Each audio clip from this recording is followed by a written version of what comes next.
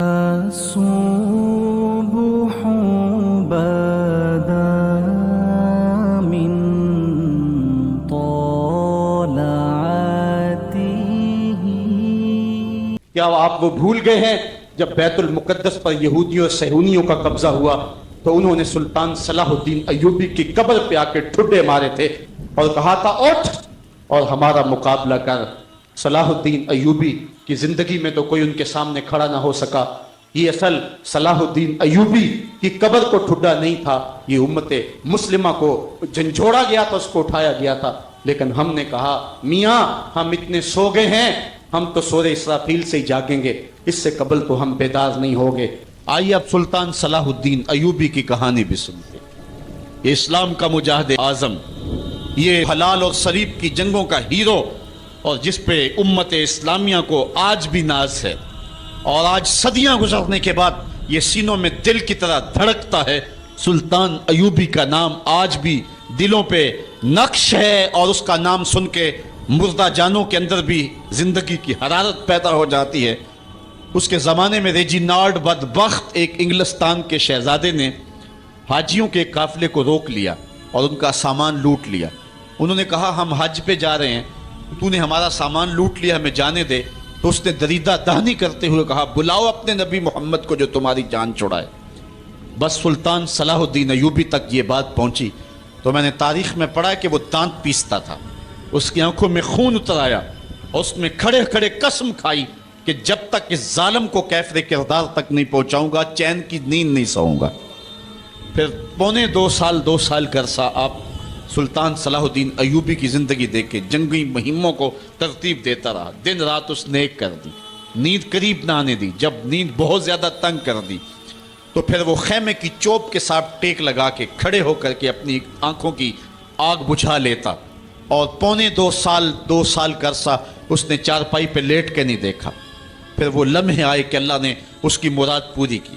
انگلستان کے شہزادے لائن میں کھڑے تھے، اس نے شاہ گاما کو اپنی کرسی دی اور ساتھ کہا ہم جس کو کرسی دیتے اسے امان دیتے ہیں. پھر اس نے اس کے جو نائٹس تھے ان کو آب خورے دیے، ان میں پانی دیا، کہا جس کو ہم پانی دیتے ہیں اس کو امان دیتے ہیں. پھر جب ریجینالڈ کی باری آئی تو بادشاہ کی رگیں پھول گئیں غصے سے. اس نے تلوار نیام سے باہر نکالی اور اس کی چھاتی پہ چڑھ کے اس کی گردن پہ تلوار رکھ کے اس کے ٹکڑے کرتے ہوئے کہا او کتے، تو نے کہا تھا بلاؤ اپنے نبی محمد کو، محمد عربی نے اپنا نوکر بھیج دیا ہے. اور اس طرح اس ریجینالڈ کتے کے دو ٹکڑے کر کے رکھ دیے. یہ ہماری تاریخ ہے، یہ اور روشن تاریخ ہے. ہمارے اسلاف، ہمارے بزرگ، اس دور کے شہنشاہ، اس دور کے بادشاہ اتنی جرأت اور اتنی عظیمت رکھا کرتے تھے. اور آج ہماری کمزوریاں نے دشمنوں کو دلیر کر دیے. کبھی ایسا بھی اندھیر آیا تھا کہ سر عام یوں توہین اور تنقیص ہوتی ہو پیغمبر حسن اور پیغمبر جمال کی، اور پھر 1.40 کروڑ انسان دنیا کے اوپر بستے ہوں. یہ بھی زمانے نے دن دیکھنے تھے. تو امت مسلمہ کی موت واقعہ ہو جائے اگر حضور علیہ السلام کی توہین باقی رہتی ہے. اس لیے امت کو پوری قوت کے ساتھ کھڑا ہونا ہے اور اپنے نبی علیہ السلام کی توہین کا بدلہ لینا ہے. اور یہ ممکن نہیں ہے جب تک جو ہے وہ ہم پوری دنیا کے اوپر غالب نہ ہوں. اللہ تعالیٰ امت کو وہ دن نصیب فرمائے کہ امت کا غلبہ اللہ تعالیٰ نصیب فرمائے. اس وقت ہمارا المیہ یہ ہے کہ ہمارے پاس عالم لیڈر کوئی نہیں ہے. عوام کے جذبے یقیناً دیکھنے کے. سیریا کے بچوں کو میں نے دیکھا کہ وہ چھوٹے چھوٹے بچے، انہوں نے ہاتھوں میں کتبہ پکڑا ہوا ہے، اور میں اس منظر کو دیکھ کر کے کتنی دیر تک سکتے میں رہا. اس کے اوپر لکھا ہوا تھا اقتلونا ولا تسبوا لنبینا، ہمارے ٹکڑے کر دو لیکن ہمارے نبی کو گالی نہ دو. ان بچوں کے درد کی کہانی کلیجے چیر رہی تھی. یہ محبتوں کا عالم. وہ اقبال نے کہا تھا چمن میں رخت گل شبنم سے تر ہے، چمن میں رخت گل شبنم سے تر ہے، سمن ہے سبزہ ہے باد سحر ہے، مگر ہنگامہ ہو سکتا نہیں گرم، یہاں کا لالا بے سوزے جگر ہے. اس وقت امت بے امام ہے. امت کے پاس جو ہے وہ کوئی ایسا شخص نہیں ہے جو امت کی رہنمائی کرے. ملک بھی خالی ہیں اور عالمی لیول پہ بھی ہم کسی امام سے محروم ہیں. اللہ نے وہ دن نصیب کرنے ہیں، ہم صفے سیدھی کریں، بس ہمارا کام اتنا ہے. صفے سیدھی کریں گے تو امام بھی اللہ بھیج ہی دے گا، اور وہ وقت آئے گا کہ اس کے جھنڈے نیچے ہم کھڑے ہوں گے. اور ہم نے تاریخ میں پڑھا ہے، کتب صحاح میں موجود ہے، بخاری اور باقی کتابیں اٹھائیں، ہمیں اس وقت کی بشارت دی گئی ہے کہ جب اساکر اسلام ترتیب پائیں گے اور پھر امام بھی آ جائے گا، اور پھر امت مسلمہ وہ بانک پن پائے گی کہ صحیح حدیث میں آتا ہے کہ اگر کوئی یہودی کسی پتھر کے پیچھے یا درخت کے پیچھے چھپ کر کے پناہ مانگنا چاہے گا تو وہ پتھر مسلمانوں مجاہدوں کو بول کر کے کہے گا ادھر آ، یہ ظالم میرے پیچھے چھپا ہوا ہے. وہ دن بھی اللہ تعالیٰ نے ہمیں دکھانے ہیں، اور پوری امت کے اوپر جھنڈا جھولے گا تو آمنہ کے لال کا ہی جھولے گا انشاءاللہ.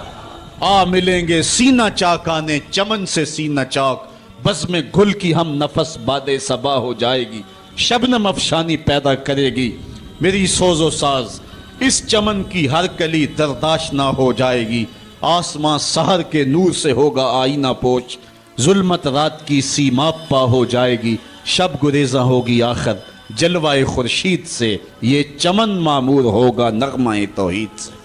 وہ وقت انشاءاللہ آنے والا ہے، بس ہمارا کام صفیں سیدھی کرنی ہے اور صفوں کو ترتیب دینا ہے، اپنے جذبوں کو مرنے نہیں دینا ہے، اور یہ جذبے اپنی نسلوں میں بھی منتقل کرنے ہیں، اور اپنی نسلوں کو بٹھا کر کے حضور کی عظمت کی کہانی پڑھا کے جانا ہے. میں نے سیریا کے ان بچوں کو دیکھا تو میں اپنے بچوں کو بٹھا لیا، میں نے کہا بیٹے پوری دنیا کے اوپر حضور کی ناموس پہ حملہ ہے، بتاؤ ہم کیا کریں گے. تو میرا 5 سال کا بچہ ہے، مجھے حمزہ کہنے لگا کہ ابو یہ جو تلوار آپ نے لٹکا کے رکھی ہے بیٹھک میں، اس کے میں پیچ خود کھول سکتا ہوں، اور یہ میرے ہاتھ میں دے، ان ظالموں کو میں کاٹوں گا. میں نے کہا بیٹے مجھے یہی تجھ سے توقع تھی، اس لیے کہ تیرے جسم کے اندر خواجہ دین محمد مصطفیٰ کی غیرت کا خون دوڑ رہا ہے، اور انشاءاللہ یہ ہماری نسلیں اٹھیں گی اور اسلام کے غلبے کا خواب ہم شرمندہ تعبیر کریں گے انشاءاللہ.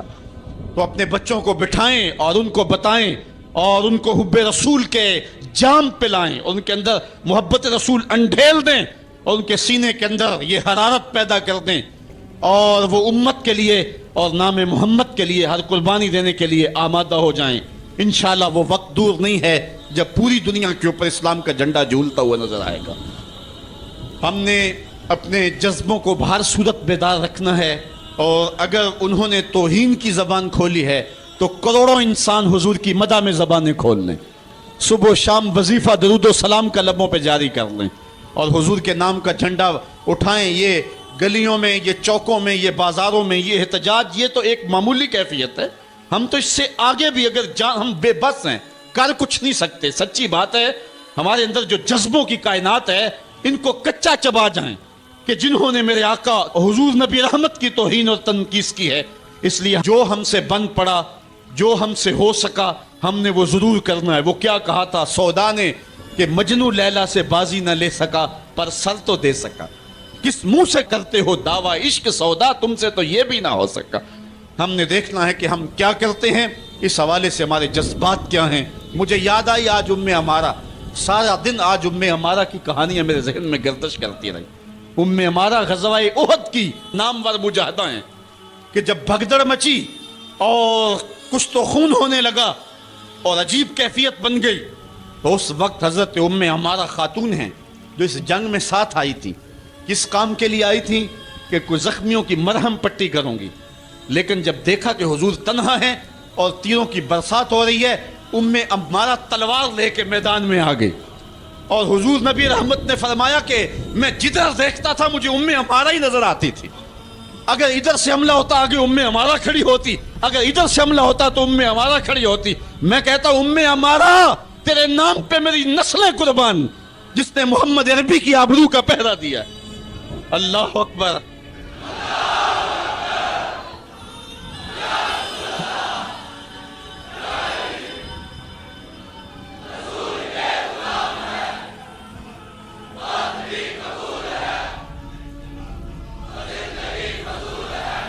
تمہارے جذبے سچے ہیں انشاءاللہ. شاید مغرب کو بھول ہو گئی ہے. یہاں ایک ایک بچہ غازی علم الدین ہے، ایک ایک بچہ عمر چیمہ ہے. یہ سعادت مندیوں کا سفر ہے. یہ مغرب کو بھول ہو گئی ہے. اس نے کس قوم کو چھیڑا ہے؟ ان کی غیرت مری ہوئی نہیں ہے. انہوں نے کچوکے دیے، زخم دیے، امت کو معاشی بحران میں مبتلا کر دیا. روز پیٹرول کے بم ہمارے اوپر گرتے ہیں لیکن ہم کبھی میدان میں نہیں آئے. لیکن سارے معاملات کے اندر ہم کمپرومائز کر سکتے ہیں, کمزوری بھی دکھا سکتے ہیں. اگر اس عنوان سے ہم کمزوری دکھائیں, ہمارا بچتا ہی کچھ نہیں ہے. ہمارا سب کچھ نام محمد ہے. ہم نے ہر دور میں تقدیس رسالت کے لیے وقت کی تیز ہواؤں سے بغاوت کی ہے. چھوڑ کے سلسلہ رسم سیاست کا فسوں, بس ایک نام محمد سے محبت کی ہے. ہم نے عہد غلامی کرنا ہے حضور علیہ السلام کے نام سے, اور انشاءاللہ یہ ہماری سعادت مندی ہے. ورنہ ہم نے وہ زمانہ بھی دیکھا ہے جس زمانے میں کوئی ایسا متنفس نظر نہیں آتا تھا جو حضور کے نام کا جھنڈا اٹھائے. یہ تاتاریوں کا دور ہے, جب بغداد کو اجاڑا گیا, امت کے سر کاٹے گئے, اور یہ حال تھا کہ منگول سردار نے کہا کسی مسلمان کا سر لاؤ, اپنے فوجیوں کو کہا نہیں تو تمہارا سر کاٹ کے لگائیں گے. ایک مینار تعمیر کرنا ہے کھوپڑیوں کا, اور پھر مسلمانوں کا پتہ ڈھونڈتے ہوئے لوگ ہاتھ میں پیسے لے کے گھومتے تھے کہ کسی مسلمان کا پتہ دے دو, اس کا سر کاٹیں ہم. لیکن مسلمان ملتا نہیں تھا, کاٹ دیے گئے. دجلہ 3 دن تک خون بن کے بہتا رہا. یہ ہماری تاریخ ہے بغداد کی. اور پھر دجلہ کا بند توڑ دیا گیا. جو لوگ تہ خانوں میں چھپے تھے, 1.25 لاکھ لاشیں ہم نے وہاں سے پھر نکالی. پھر وہ لمحے آئے کہ کوئی ایسا متنفس نظر نہیں آتا تھا جس کے ہاتھ میں اسلام کا جھنڈا ہو. تو ایک منگول سردار عیسائی ہو گیا, اس نے ایک عیسائی پادری کو بلایا اور کہا کہ اپنے مذہب کی تبلیغ کر تاکہ کچھ لوگ اور بھی ہمارے ہم نوا ہو جائیں. اس نے قسم پرسی کے سالم میں کہ اب کوئی شخص نہیں ہے جو اسلام کا نام لیوا ہو, تو اپنے خود سے باطنی کا اظہار کر دیا اور پیغمبر حسن و جمال حضور نبی رحمت کی توہین و تنقیص کا آغاز کیا. ابن حجر نے لکھا ہے کہ ایک کتا تھا جو خیمے کی چوب کے ساتھ بندھا ہوا تھا. جب اس نے توہین کا آغاز کیا تو اس نے بھونکنا شروع کر دیا. لوگوں نے کہا کہ یہ کتا تیری اس توہین کی وجہ سے بھونک رہا ہے. اس نے کہا نہیں ایسی کوئی بات نہیں, یہ کتا نسلی کتا ہے. واقعی وہ نسلی تھا, اور میرا ہاتھ کا اشارہ پا کے غیرت میں آ گیا ہے, کوئی ایسی بات نہیں ہے. اس نے پھر توہین کا آغاز کر دیا. ابن حجر نے لکھا ہے کہ اس کتے نے زنجیر تڑوا کر کے اس پادری کے گلے میں جا کے دانت گاڑ دیے اور چھوڑا تب جب اس کو واصل جہنم کر دیا. اس منظر کو دیکھ کے 70,000 اس فوج کے سپاہی اسلام کے دامن میں آ گئے. اقبال نے اسی موقع پہ کہا تھا, تو نہ مٹ جائے گا ایران کے مٹ جانے سے, نشائے میں کو غرض نہیں پیمانے سے, ہے ایاں یورش تاتار کے افسانے سے, پاسباں کعبے کو مل گئے صنم خانے سے. اللہ اپنے نبی کی آبرو کی یوں بھی حفاظت کرنا جانتا ہے. کون جانتا تھا کہ عامر چیمہ یہ کام سر انجام دے گا؟ وہ تو ٹیکسٹائل کی ڈگری لینے گیا تھا لیکن غلامی رسول کی سند لے کے پلٹا. میں نے غازی کے جنازے میں شرکت کی ہے. آپ نیٹ پہ جائیں اور وہاں اس کے جنازے کی تصویر دیکھیں, یا کہیں تصویر آپ کو میسر ہو. جنازہ لوگوں کی انگلیوں پہ ہے, بھاری تابوت اور اس کے اندر اس کا جسد اطہر, لیکن ہاتھوں پہ نہیں ہے, آپ کو انگلیوں کے پوروں پہ نظر آئے گا. اور ایسے مناظر بھی دیکھنے والوں نے دیکھے کہ رش کی وجہ سے لوگ نیچے سے ہٹ بھی جاتے اور وہ پھر بھی ہواؤں میں تیرتا رہتا. آپ جا کے دیکھ لیں, میں کوئی ہوا میں بات نہیں کر رہا, بالکل انگلیوں کے پورے پہ میں خود شامل تھا. اور میری سمجھ میں اس وقت بات نہیں آتی تھی کہ یہ کیا ماجرا ہے, اتنا بھاری صندوق اور انگلیوں کے پوروں پہ. پھر ایک دن میں حضرت سعد بن معاذ کی کہانیاں پڑھ رہا تھا کہ ان کا جنازہ بڑا ہلکا تھا. تو پوچھا گیا تو فرمایا کہ سعد کے جنازے کو صرف انسان ہی جو ہے وہ کندھا نہیں دے رہے, فرشتے بھی کندھا دے رہے ہیں. غازی کا جنازہ ایسے ہوا میں تیرتا تھا جس طرح پانی پہ کشتی تیرتی ہے. میں نے خود غازی کی قبر کی پائنتی پہ ایک سید زادے کو روتے دیکھا, اور وہ کیا رہا تھا, ربا میں تینوں یہ نہیں کہندا مینوں عامر چیمہ بنا دے, میں کہنا دے قدمہ دی مٹی ہی بنا دے.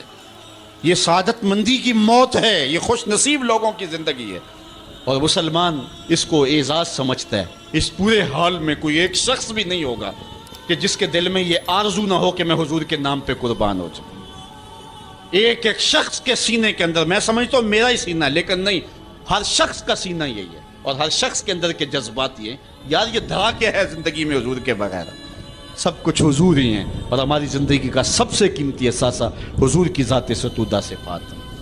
آپ کو جمعۃ المبارک کو جو کال دی گئی اس میں بھرپور شامل ہوں, جہاں جہاں سے آئے ہیں وہاں جو جلوس ہو بھرپور شامل ہوں, لوگوں کو ترغیب دیں, اور اس کو جو ہے وہ بہت بڑے سائز کے اندر جلوسوں کو منعقد کرے تاکہ مغرب کو پیغام جائے کہ یہ تھکے ہوئے، ماندے ہوئے، ہارے ہوئے، یہ جو ہے وہ معاشی بحرانوں کے پسے ہوئے لوگ جب بھی اپنے من کا سودا کرتے ہیں تو بازار مصطفیٰ میں ہی کرتے ہیں.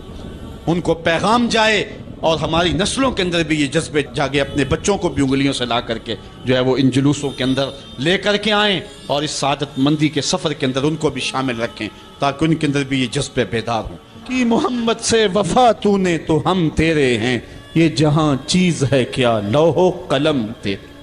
ہم تاریخ کے کمزور دور میں بھی دیکھتے ہیں جب سلطنت عثمانیہ کا کمزور خلیفہ سلطان عبد الحمید تمام سفیروں کو بلا کر کے انہیں کہتا ہے کہ مجھے یہ اطلاع ملی ہے کہ تمہارے ملک میں ایک ایسی فلم کی نمائش ہونے والی ہے جس میں پیغمبر رحمت صلی اللہ علیہ وسلم کی توہین اور تنقیص کے پہلو نکلتے ہیں. تو انہوں نے کہا کہ ہم اس کا کل جواب دیں گے. تو اگلے دن انہوں نے دربار میں حاضر ہو کر کے کہا کہ اس فلم کے لیے ٹکٹیں تقسیم ہو چکی ہیں اور اس کو روکنا ممکن نہیں ہے. تو سلطان عبد الحمید اپنے ہاتھ میں تلوار پکڑتا ہے اور پھر اپنی کرسی سے اٹھ کے کھڑا ہو جاتا ہے. کہتا ہے تم کر کے دیکھو، یہ تلوار پھر تمہارا فیصلہ کرے گی. اور پھر وہ فلم ریلیز نہیں ہو سکی تھی. یہ میں آپ کو اسلام کے طاقتور دور کی کہانی نہیں سنا رہا. سلطنت عثمانیہ کا کمزور ترین خلیفہ یہ سلطان عبد الحمید کی کہانی ہے. یہ ہمارے دور زوال کی کہانی ہے اور ان میں یہ ہمت نہ ہو سکی. اور جو ہمارا ماضی ہے وہ تو اس حوالے سے اتنا شاندار ہے. ہمارے اسلاف، ہمارے بزرگ اور اس دور کے حکمران حضور علیہ السلام کی آبرو کا جس انداز سے پہرا دیتے رہیں اور اہل علم نے جس بانکپن کے ساتھ اس زمانے میں فتوے دیے تھے. ہم بہت کچھ برداشت کرتے آئے ہیں اور بہت معاملات کو ہم جو ہے وہ سہنے کی سخت بھی اپنے اندر پاتے ہیں. لیکن یہ بات ذہن میں رکھے کہ ہمارے اندر یہ طاقت نہیں ہے کہ ہم حضور کی توہین کو برداشت کر لیں. ہمارا سب سے قیمتی اثاثہ اور کائنات کی سب سے بڑی دولت حضور کی آبرو ہے. اس کی جو بھی ہمیں قیمت دینا پڑی ہم ہر صورت کے اندر وہ قیمت ادا کر کے ناموس رسالت کا پہرا دیں گے انشاءاللہ. اور دنیا نے دیکھ لیا ہے ہم اتنے کمزور نہیں ہیں. شاید انہوں نے حکمرانوں کے چہروں سے عوام کے چہروں کو دیکھنے کی کوشش کی تھی، لیکن ایسا نہیں ہے. جن کے مفادات مغرب سے وابستہ ہیں اور جن کے پیسے مغرب کے بینکوں میں ہیں اور جن کی عیاشیوں پر مشتمل ویڈیو ان کے پاس موجود ہیں، وہ تو بزدل کوئی بات کرنے کی ہمت نہیں رکھتے. اور جنہوں نے اپنی زندگی کا سودا ہی بازار محمد میں کیا ہے تو پھر انہیں کوئی ڈر اور کوئی باک اور کوئی خوف نہیں ہے اور وہ حضور کے نام پہ سب کچھ لٹانے کے لیے ہمیشہ آمادہ رہتے ہیں.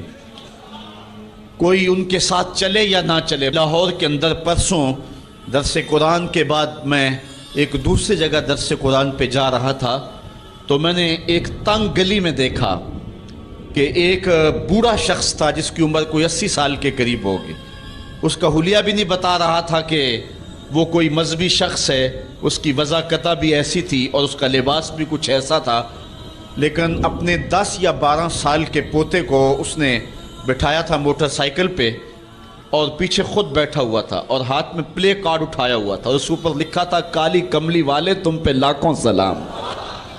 اور وہ گلیوں میں گھومتا تھا اور اس کی آنکھوں میں جو آنسو اور چمک تھی وہ بتا رہی تھی اور مغرب کو پیغام دے رہی تھی کہ ہم گناہگار ضرور ہو سکتے ہیں، محمد عربی کی چوکھٹ کے غدار نہیں ہو سکتے ہیں.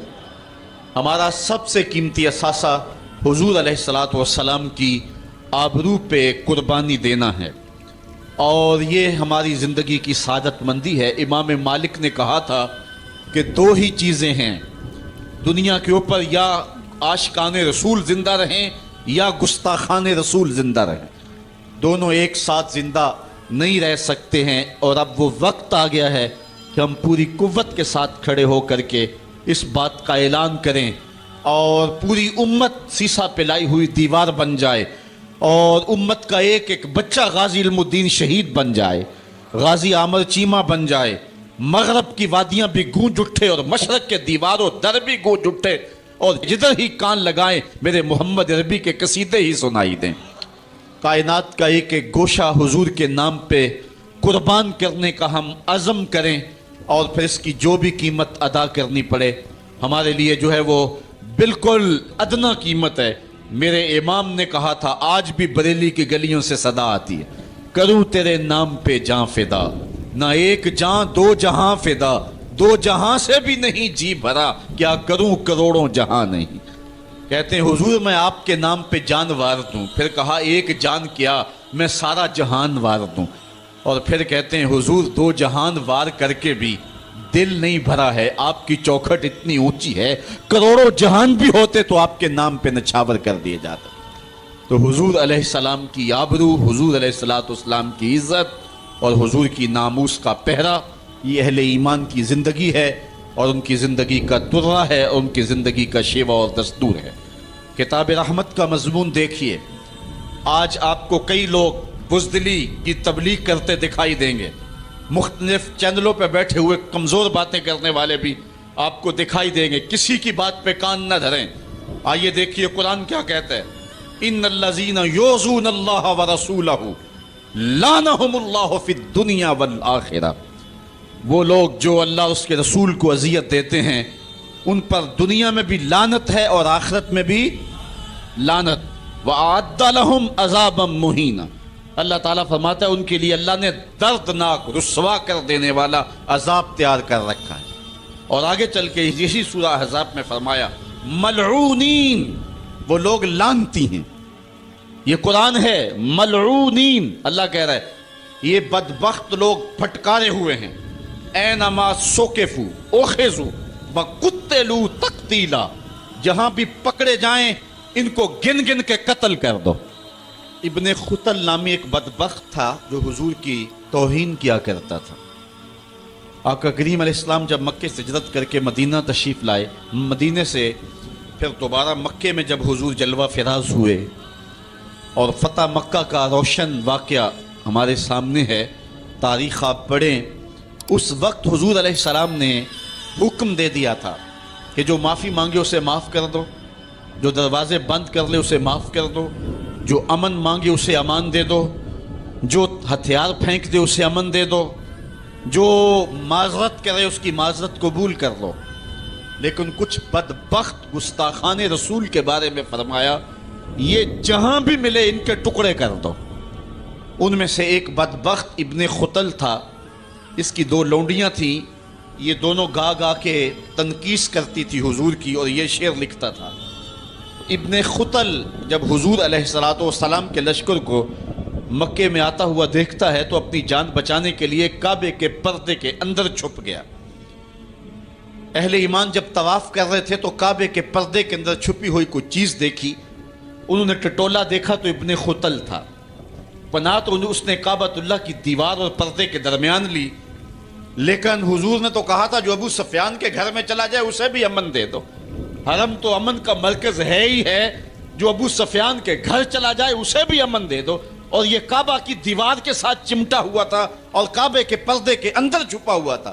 صحابہ نے عرض کی حضور ابن خطل یہاں چھپا ہوا ہے، فرمایا اس کو یہیں سے نکال کے قتل کر دو۔ چاہے زمزم اور مقام ابراہیم کے درمیان جو جگہ ہے یہاں ابن خطل کو قتل کر دیا گیا، اس ناپاک کے گندے خون سے حرم کی زمین کو پاک رکھا جاتا اور اس کو حرم سے باہر نکال کر کے قتل کر دیا جاتا۔ یہی قتل کرنے کا حکم دیا، کیوں؟ زمانے کو بتلانا مقصود تھا کہ حضور کا گستاخ چند سانسیں بھی زندہ رہنے کا حق نہیں رکھتا ہے، اس کو وہیں قتل کر دو۔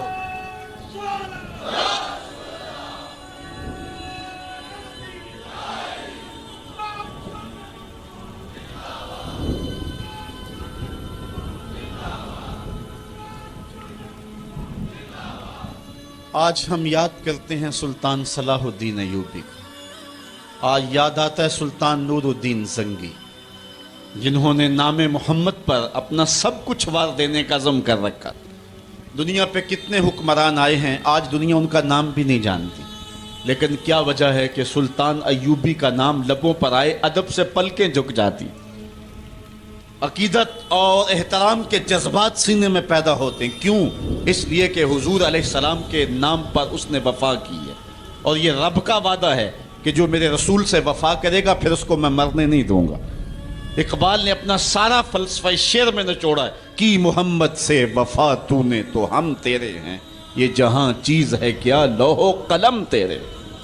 تو حضور کے نام پہ جن لوگوں نے وفا کی ہے رب نے پھر انہیں مرنے نہیں دیا. آج بھی سلطان صلاح الدین ایوبی کی قبر بھی زندہ ہے، آج نور الدین زنگی کی قبر بھی زندہ ہے. اچھا یہ بات میں بتاؤں کہ حضور علیہ السلام کے گستاخوں کے ساتھ نپٹنا یہ ہر شخص کے بس کا روگ بھی نہیں ہے، یہ ڈیوٹی بھی رب کی طرف سے ہوتی ہے، اور رسول اللہ جس کو پسند کریں اس کی ہی یہ ڈیوٹی لگاتے ہیں.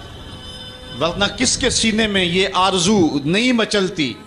جب راجپال نے توہین کی تھی تو کون نہیں چاہتا تھا کہ اس کی گردن کاٹوں، لیکن سعادت مندی نصیب ہوئی تو غازی علم الدین شہید کو نصیب ہوئے. علامہ اقبال علیہ رحمہ نے کہا تھا جنازے میں کیسی گلیں کردے رہ گئے ترکھانہ دا منڈا نمبر لے گیا. حضرت پیر جماعت علی شاہ رحمۃ اللہ تعالی علیہ نے کہا تھا غازی علم الدین کے جنازے پہ گردن جھکائے چل رہے تھے، آنکھوں میں آنسو تھے. 6 لاکھ لوگ حضرت غازی علم الدین کے جنازے میں شامل ہوا تھا. سید دیدار علی شاہ صاحب جب جنازہ پڑھانے کے لیے کھڑے ہوئے تو غش کھا کے گر پڑے. بعد میں جب اٹھے اور جنازہ پڑھایا تو کسی نے کہا حضرت آپ نے بڑے بڑے جنازے پڑھائے ہیں، کبھی یہ کیفیت آپ کی ہوئی نہیں ہے. فرمایا جنازے بڑے پڑھائے ہیں لیکن کبھی حضور کا دیدار نہیں ہوا ہے. آج پہلی بار یہ موقع ملا، ادھر جنازہ پڑھانے لگا، ادھر آمنہ کا لال بھی سامنے تھا. حضرت پیر امیر ملت علیہ رحمہ گردن جھکائے چل رہے تھے تو آپ نے کہا لوگوں میں نے بڑے بڑے بادشاہوں کی کہانیاں پڑھی ہیں، میرے دل میں کبھی یہ امنگ نہیں جاگی کہ فلاں بادشاہ میں ہوتا. جو فقیر ہوتا ہے وہ خود ہی شہنشاہ ہوتا ہے، اس لیے اس کے دل میں یہ آرزو کیوں پیدا ہو کہ وہ بادشاہ ہو، وہ خود ہی شہنشاہ ہوتا ہے. کہتے ہیں میں نے بڑے بڑے پہلوانوں کے تذکرے سنے ہیں، میرے دل میں یہ امنگ بھی نہیں جاگی کہ فلاں پہلوان میں ہوتا. اور پھر فرمانے لگے لوگوں میں نے بڑے بڑے ولیوں کے تذکرے سنے، میں نے کبھی یہ آرزو بھی سینے میں نہیں پائی کہ فلاں ولی میں ہوتا. لیکن آج غازی علم الدین کا جنازہ لوگوں کے کندھوں پہ جا رہا ہے، میرے دل میں آج یہ انگڑائیاں جذبات لے رہے ہیں، کاش آج اس چارپائی پہ جماعت علی شاہ ہوتا. یہ آرزو، یہ تمنا، یہ خواہش میرے دل میں انگڑائیاں لے رہے. یہ سعادت مندیاں ہیں، یہ خوش نصیب لوگوں کا مقصوم ہے، اور یہ مقدر والے لوگوں کو سعادت مندی نصیب ہوتی ہے. یہ یہودی یہ شروع سے پیغمبر حسن و جمال حضور علیہ السلام کی توہین و تنقیص کو شعار زندگی رکھتے ہیں. تو ایک زمانے میں انہوں نے سازش کی اور آقا کریم کے روضہ اطہر سے حضور کے جسد اطہر کو چرانے کی سازش کی، اور جس کی حفاظت میرا رب کرے کون اس محبوب کا بال بیکا کر سکتا ہے. یہ جو کچھ ہو رہا ہے یہ ہمارا امتحان ہے، ورنہ جس کے سر پہ وارا فانا لاکا ذکر کا تاج میرے رب نے رکھا ہے، بھلا اس کی شان کو کوئی گھٹا سکتا ہے؟ جدا ذکر خدا بلند کرے کیڑا جمعہ حسن بند کرے، اس ذکر دا حافظ آپ خدا پڑھو لا الہ. خود اللہ حفاظت کرنے والا ہے ذکر کی. یہ تاج رب نے محبوب کے سر پہ رکھا ہوا ہے، اس لیے چاند کی طرف منہ کر کے تھوکنے سے چاند کی نوری کرنوں کو میلا نہیں کیا جا سکتا. تھوکنے والے کا اپنا منہ گندا ہوگا، لیکن چاند کل بھی روشن تھا، چاند آج بھی روشن رہے گا. مدینے والے چاند کی عظمتوں کو کوئی گہنا سکتا ہی نہیں ہے، کیونکہ جس کے سر پہ وارا فانا لکا ذکر کی چادر میرے رب نے تان دی ہے، اس کی عظمتوں کو کوئی گھٹا سکتا ہی نہیں ہے. یہ امتحان ہمارا ہے، یہ آزمائش ہماری ہے. اللہ اکبر. تو میں نے کہا کہ یہ سعادت مند لوگوں کا مقصوم ہوتا ہے. تو زمانے میں کچھ بد نصیب یہودیوں نے یہ سازش کی کہ حضور کے جسد اطہر کو روضہ انور سے نکال لیا جائے، اور پھر باقاعدہ انہوں نے 2 اشخاص کو وظائف پڑھا کر کے، داڑیاں رکھوا کر کے، جبہ و دستار پہنا کر کے مدینے میں بھیجا، صوفیاء کے، نیکوکاروں کے، علماء کے، زاہدین کے روپ میں. اور انہوں نے وہاں ایک جگہ کرائے پہ لے لی اور اپنی کارروائی کا آغاز کر دیا. وہ اپنے کمرے کے اندر سرنگ کھودتے اور روزانہ مٹی نکالتے، اور رات کے اندھیرے میں بقی کے قبرستان میں قبروں کے اوپر مٹی ڈال کے آ جاتے، اور سارا دن تسبیح لیے اللہ اللہ کرتے رہتے. لوگ کہتے کہ یہ تو بڑے صالح لوگ ہیں، اور پھر لوگوں کو خیرات بھی کرتے. لیکن کارروائیاں اور انداز یہ تھا، لباس خضر میں رہزنی کر رہے تھے، اور یہ ڈاکو اور یہ رہزن لٹیرے ایک بہت خطرناک مہم پہ آئے ہوئے تھے۔ جب وہ بالکل قریب پہنچ گئے، اور ایک روایت میں آتا ہے کہ حضرت عمر کے پاؤں کا انگوٹھا بھی ننگا ہو گیا، حضور علیہ السلام سلطان نور الدین زنگی کو خواب میں ملے اور ان کی شکلیں دکھائی کہ یہ دو موذی مجھ کو تکلیف دے رہے ہیں۔ تو سلطان فوراً اٹھا اور کہا مدینے میں کوئی غیر معمولی واقعہ ظہور پذیر ہوا ہے، اور اس نے جلدی سے کچھ سواروں کو اپنے ساتھ لیا اور کچھ خزانہ ساتھ لیا، اور فوجوں کو حکم دیا کہ وہ تیار ہو کر کے جلدی میرے پیچھے آئیں۔ مدینے میں پہنچ کر کے اس نے دعوت عام کر دی اور لوگوں کو کہا کہ آؤ میرے دسترخوان نعمت سے کھاؤ، اور لوگوں کو خیرات کرنے لگا۔ سارا مدینہ اس کے پاس آیا، لیکن جو شکلیں اس نے دیکھی تھی اس کو وہ نظر نہ آئیں۔ وہ بار بار پوچھتا تھا کوئی رہ تو نہیں گیا؟ لوگوں نے کہا کہ نہیں، سارے جو ہیں وہ آپ سے خیرات لے گئے ہیں۔ ہاں، دو شخص ایسے ہیں کہ جو بہت بڑے سخی ہیں، ان کو تو ضرورت ہی نہیں آپ کی دہلیز پہ آنے کی۔ بادشاہ نے کہا مجھے دکھاؤ وہ کون ہے۔ بادشاہ کو شک گزرا یہ وہی تھے۔ جب سامنے آئے تو بادشاہ نے فوراً پہچان لیا، کہا کہ میں تمہارے ڈیرے پہ جہاں تم رہتے ہو وہاں جانا چاہتا ہوں۔ بادشاہ تفتیش کرنا چاہتا تھا، جب دیکھا تو تسبیحیں لٹکی ہیں، مصلے بچھے ہوئے، قالین بچھے ہوئے ہیں۔ تو بادشاہ مصلہ اٹھایا، قالین اٹھایا تو نیچے پھٹا تھا، جب پھٹا اٹھایا تو نیچے سرنگ تھی۔ پھر بادشاہ نے ان کو جانوروں کے پیچھے بندھوا کر کے چروا دیا۔ اور میں نے تاریخ میں پڑھا سلطان نور الدین زنگی مدینے کی گلیوں میں پھر اس کے بعد روتا پھرتا تھا، اور اس کی آنکھوں میں آنسو تھے، اور کہتا تھا یا رسول اللہ تمہاری مہربانی کہ یہ ڈیوٹی میرے ذمہ لگائی ہے، ورنہ کائنات بھری پڑی تھی، یہ سعادت مندی میرا مقدر کہ اس نوکری کے لیے مجھے منتخب کیا ہے۔ اور پھر اس نے روضہ رسول کے ارد گرد جو ہے جہاں تک پانی آتا ہے وہاں تک جو ہے اس نے جو ہے زمین کھدوائی اور سیسا پگھلا کے اس کے اندر ڈال دیا کہ دوبارہ قیامت تک کوئی موذی اس کی جرأت نہ کر سکے۔ تو روضہ رسول کے ارد گرد وہ سیسا پلائی ہوئی دیوار ہے جس کو کھودا نہیں جا سکتا۔ یہ سلطان نور الدین زنگی کی زندگی کا یہ انوکھا باب ہے۔ اللہم صلی علی سیدنا و مولانا محمد، اللہم صلی علی سیدنا و مولانا محمد۔ اللہ کے شیر ہے در کرار پر درود، اللہ کے شیر ہے در کرار پر درود، اللہ کے شیر ہے در کرار پر درود۔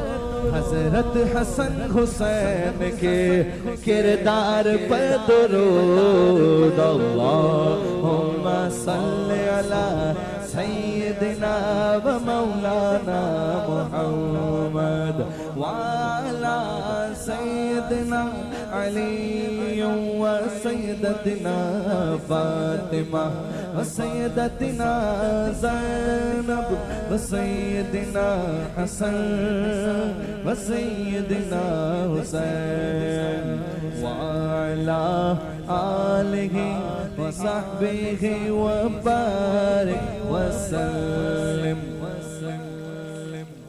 زینب کی بارگاہ میں